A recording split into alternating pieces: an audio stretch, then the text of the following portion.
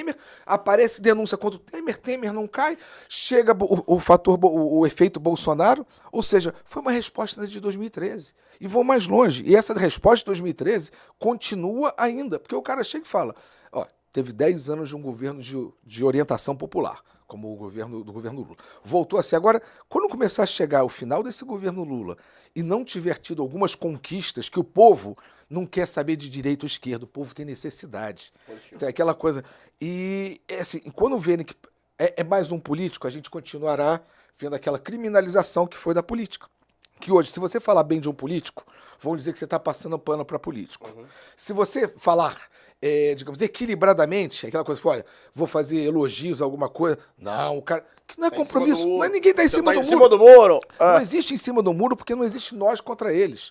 Quando a gente não conseguir entender aquela coisa assim, sabedoria para entender que Brasil é um só, não tem o Brasil da esquerda e o Brasil da direita, não tem o Brasil conservador e o Brasil moderninho. É aquela coisa, o que a gente tem que garantir? Enquanto fica, às vezes, a esquerda discutindo, a esquerda e a direita discutindo se vai ter banheiro unissex em escola, eu quero que discuta se está com eletrificação, se está com banheiro com água, se está com professor. Ou seja, a gente parou de discutir o principal. Isso, meu amigo, povo tem a necessidade de escola funcionando. Não é do banheiro A ou do banheiro B. Então, quando eu vejo assim o conservador discutindo, não, é um absurdo que tenha o banheiro, o outro dizendo, mas tem que ter. Não, tem que ter escola, meu amigo. Tem que ter garantia. Ou seja, isso não dá para discutir. Então, Anderson, tem uma coisa que não tem esquerda e direita. Não dá para ter criança na rua.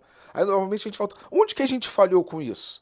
Porque se você chega e fala hoje de menor na rua com problema, você vai ouvir, você virou de esquerda. Não, meu amigo, que criança não pode. Adulto pode ter tido um caminho complicado, que chegou lá, que brigou com família, que se envolveu com droga, mas é adulto. Então, criança tem uma coisa que, se não querer ter que criança durma na rua é papo de esquerda, eu aceitaria, me chama de comunista, porque criança não pode estar na rua. Ou seja, e quando você vê que esse discurso, você chegar e falar bem de vamos fazer atividades para recuperar menor.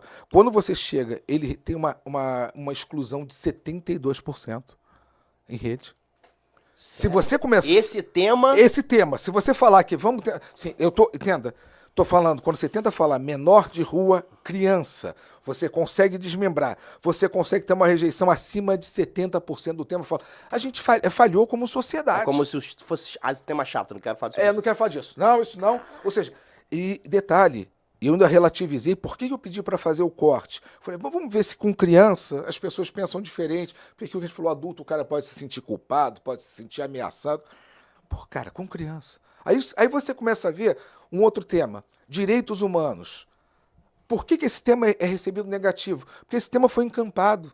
Alguns deputados pegaram os direitos humanos e, na verdade, assim, foi sequestrado, está no gabinete deles. Sempre que a palavra fala direitos humanos, o cara aparece para dar uma entrevista. Aí era uma pessoa com rejeição, aí os caras acham que direitos humanos é coisa de esquerda. Não! Direitos humanos são coisas inalienáveis nossas, como ser humano. Direitos de humanos. De humanos. Somos humanos, temos direitos.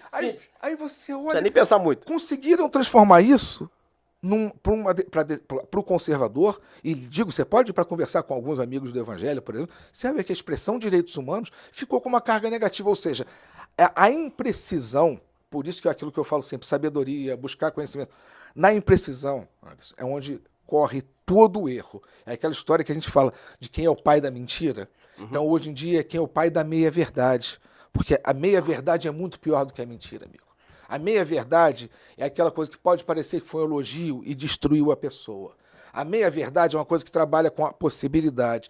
E a meia-verdade é o que é o fake news. Porque o cara olha, mas ele considera uma expressão de opinião aquilo. Então a gente vai ser muito difícil sair da onde a gente entrou, porque eu não vejo assim nenhuma vontade dos algoritmos e dos seres humanos, foi o que a gente falou. A gente faz um canal sério. Vamos falar, batendo A e batendo B. A gente faz um programa batendo no Lula e no Bolsonaro. Vai pegar isso aqui. Se a gente não fizer os cortes separados para cada lado, mas se a gente botar o programa, vai estar aqui.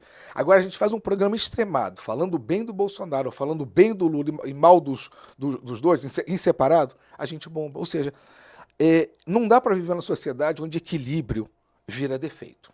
É aquela coisa, para. Entendeu? Ponto. Em que trend tá... Você acabou de assistir mais um corte do Conta Aqui. Participe, comente, indique.